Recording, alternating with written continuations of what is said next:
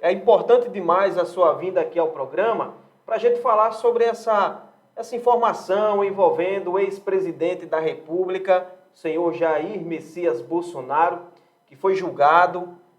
Eu queria que o senhor explicasse, não só para mim, mas para quem está em casa, que ainda tem dúvidas com relação a esse julgamento, no qual ele ficou inelegível e até 2030. Seja bem-vindo. O que é que o senhor pode dizer sobre esse assunto para quem está acompanhando o nosso jornal Fonte PB? Boa tarde a todos os telespectadores do jornal Fonte PB, no quadro Fonte Direito.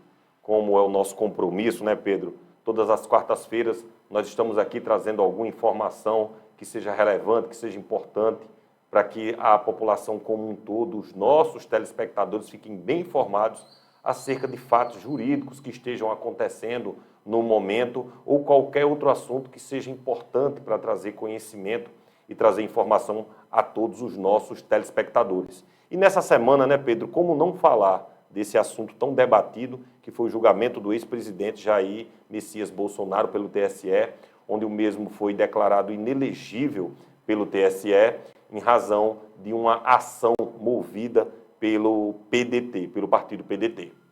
Doutor Beto, o que as pessoas ainda estão sem entender Bolsonaro cometeu algum tipo de crime? Esse julgamento, né, contra ele, deixando ele inelegível, foi necessário? Vamos lá, a gente precisa primeiro entender o contexto, porque até eu gosto muito de dizer, existem muitas discussões e muitas matérias, muitos assuntos e muitos pontos de vista. Até confundem a população um pouco, exato, né? E aí muitas vezes a pessoa de casa é bombardeado de informações, às vezes tendenciosas, e obviamente todo mundo tem suas preferências e não tem nada de errado nisso. Outras vezes na linguagem técnica. Exato, e aí muitas vezes traz uma linguagem que é muito técnica e o telespectador de casa simplesmente não entende. Então, eu quero trazer para você um quadro comparativo, para você poder entender o que de fato ocorreu com esse assunto específico e que fato Bolsonaro cometeu que foi considerado crime eleitoral. Nos idos do ano da eleição, no mês de julho, 3 meses antes do pleito, o presidente Jair Messias Bolsonaro marcou uma reunião com os embaixadores no Palácio. E o que foi que ocorreu? A acusação é de que ele utilizou a estrutura da União para trazer um assunto eleitoral, um assunto que o beneficiava como candidato. Ao mesmo tempo, a acusação de que ele trouxe desinformação quando criticou de forma muito forte, perante muitos embaixadores de diversos países, o sistema da urna eletrônica. Então eu quero essa é a acusação, para você de casa, telespectador, entender. A acusação que há contra o ex-presidente Jair Messias Bolsonaro é de que ele teria usado a estrutura do Palácio para fazer campanha em benefício próprio, de forma indireta, e, ao mesmo tempo, ele trazer desinformação à população. Primeiro, quando ele diz que usar a estrutura do Palácio, a entrevista, a coletiva, foi transmitida pela rede estatal e foi utilizado toda a estrutura do Palácio com cerimonial e tudo para essa entrevista específica. Então, foi considerado que isso, ele utilizou a estrutura da União em benefício da candidatura dele. E isso é conduta vedada. E a gente precisa entender o que é conduta vedada. Conduta vedada é qualquer agente político que utiliza a estrutura do cargo que ele exerce em benefício da sua candidatura. Por exemplo, eu vou criar um exemplo que podemos trazer isso para o panorama municipal. Certo. Um prefeito de uma cidade, seja qual for, ele não pode usar os amarelinhos, os ônibus amarelinhos, que são os ônibus destinados ao transporte dos alunos, para fazer o transporte dos seus eleitores num dia de comício.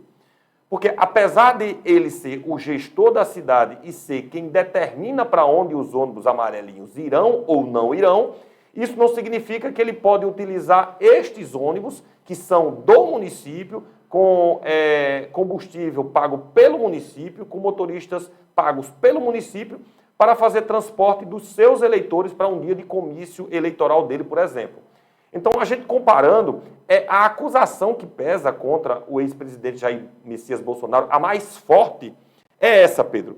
É de que ele teria usado a estrutura do Palácio do Planalto para trazer uma informação que beneficiava a candidatura dele. Isso usando o espaço físico e também os meios de comunicação do governo. Exatamente, Pedro. Ele não só utilizou o espaço físico pela acusação, como também utilizou a rede estatal para fazer a divulgação dessa entrevista, e o cerimonial da presidência da República foi utilizado também. Então, o TSE entendeu que a utilização dessa estrutura teve caráter e fim eleitoreiro, e em razão disso, somado, segundo a acusação, de uma desinformação que ele trouxe quando questionava o processo eleitoral e as urnas eletrônicas, em razão dessas duas acusações básicas, essas são as acusações principais, ele foi considerado, foi julgado, né, pelo TSE com o placar de 7-2 e considerado inelegível. No momento, o presidente Jair Messias Bolsonaro encontra-se inelegível. O placar de 5-2, né? 5-2. 5-2. Placar de 5-2. A 2. E o outro ponto foi, como o senhor bem disse aí, essa questão de criticar as urnas sendo favorável ao voto impresso. Aí, veja só, Pedro, isso é uma questão que é importante trazer, que essa desinformação que ele, segundo a denúncia e segundo o processo, propagou, na minha percepção, influenciou o julgamento. Apesar de que, tecnicamente, o fato de ter, segundo a denúncia, utilizado a estrutura do Palácio do Planalto, tecnicamente foi o que pesou, porque isso é conduta vedada. No entanto, eu entendo que o contexto foi analisado pelo TSE e, dentro desse contexto, chegou-se a esse resultado de entender que houve, sim, o cometimento do crime eleitoral. Agora, doutor Beto, para quem está em casa acompanhando o nosso jornal Fonte PB, acompanhando esse assunto que ainda é destaque, né, a nível nacional, muitos dizem que foi muito ousado por parte dos ministros essa decisão de julgar Bolsonaro porque ele não cometeu nenhum tipo de crime, de terrorismo. Dizem que Bolsonaro não é nenhum ladrão, usando esse termo. E as pessoas que estão ainda com essa dúvida porque ele não praticou isso. Exato. Vamos lá, Pedro. Essa colocação que você faz é importante quando a gente observa a proporcionalidade da pena aplicada. Isso é algo que no meio jurídico, no meio técnico, a gente utiliza muito. É a proporcionalidade da pena aplicada em razão do fato que ocorreu. Veja, eleitoralmente falando, e a gente fala de experiência que a gente tem no contexto eleitoral de muitas eleições que a gente participou e de muitos processos eleitorais que a gente acompanha e acompanhou, a jurisprudência dos tribunais eleitorais entendem que a pena aplicada deve ser proporcional ao fato em si e se isso influenciou ou não no resultado da eleição. Veja, por exemplo, digamos, isso aí a gente fala de experiências, eu vou trazer casos como conjecturas, como exemplos, mas isso, dentro de outros contextos, obviamente, já aconteceu inclusive comigo, Pedro. Quando a gente observa, por exemplo, que um determinado gestor municipal ou estadual cometeu uma conduta vedada, aí deixa eu dizer um caso que de fato já aconteceu comigo.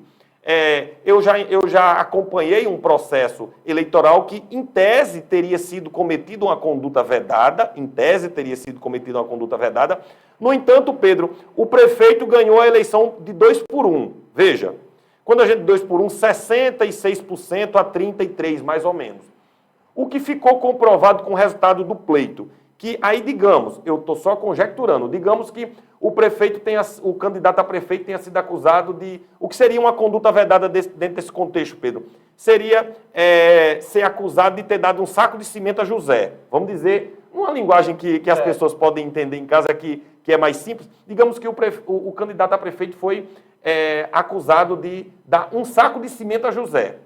E esse saco de cimento, em tese, se ficar comprovado, é uma conduta vedada. Mas esse mesmo candidato ganhou a eleição com 66% dos votos, que significa uma vitória estupenda em razão de 33% do seu adversário. Veja, então o que é que a jurisprudência entende?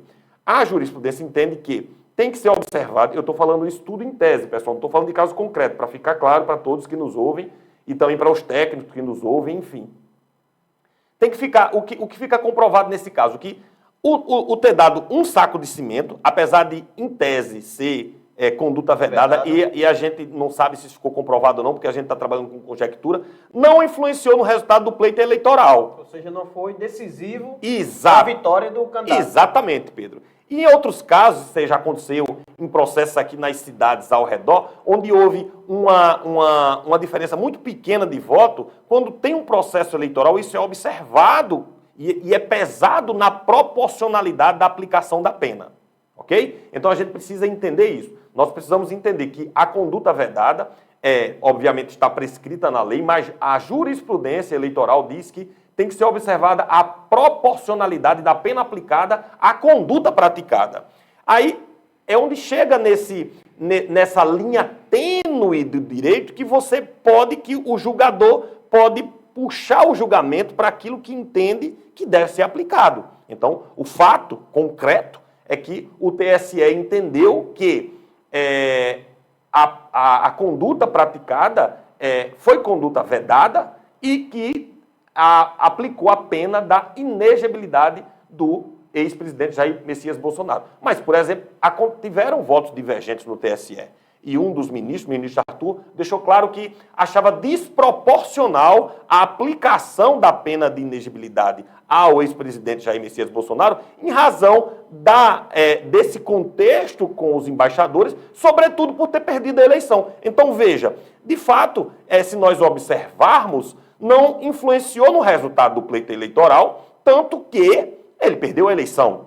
No entanto, a maioria do TSE entendeu que a conduta vedada deveria ser aplicada à penalidade mais forte, digamos assim, previsto na legislação, e o fato concreto é que, no momento, o presidente Jair Messias Bolsonaro encontra-se inelegível. Doutor Beto, diante desse cenário que o senhor está apresentando, se caso Bolsonaro tivesse sido reeleito, correria o risco de ser julgado e perder o mandato. Sim, com absoluta certeza, Pedro. De acordo com o julgamento que o TSE fez nessa semana, né, julgando essa conduta vedada, a depender da ação que fosse ajuizada à época, ele poderia sim ter o mandato cassado, o diploma ou mandato, aí dependeria da ação, como dito, e porque esse tipo de crime, como entendido pelo TSE, é chamado de conduta vedada, e uma das repercussões dessa conduta vedada seria, de fato, a perca do mandato. Agora, o cenário poderia ser outro. Não, sem nenhuma dúvida. A gente sabe, Pedro, que diante de um contexto político com o Jair Messias eleito, o contexto político seria totalmente diferente, é a percepção que eu tenho, e aí a gente tem que deixar isso muito claro, que a partir do momento que a gente começa a emitir juízo de valor, né, Pedro, a gente foge da tecnicidade do processo, mas com absoluta certeza a experiência diz que o contexto político mudaria se eleito ele tivesse sido.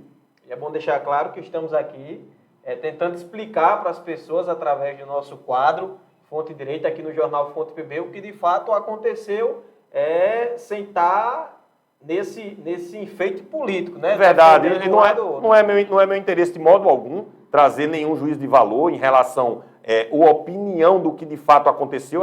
O que a gente quer trazer é informação a você, telespectador, do que aconteceu. Ajudar as pessoas a entender. E também, muitas vezes, Pedro, aquilo que a gente falou no início, chegam muitas informações diante de muitos contextos, mas as minúcias e essas questões simples não chegam muitas vezes aos telespectadores, né? Então, o nosso intuito com esse assunto dessa semana, obviamente é um assunto palpitante, é um assunto que é do momento, mas o intuito nosso é, de fato, trazer informação aos nossos telespectadores do que ocorreu com o julgamento desse processo pelo TSE. O cenário no país, diante dessa situação, já é outro também, né, doutor? Sem nenhuma dúvida, Pedro. Observe, independente de qualquer paixão política ou tendência, o fato incontroverso é que o presidente Lula e o ex-presidente Jair Messias Bolsonaro são duas figuras políticas importantíssimas no contexto nacional e são antagônicos, né?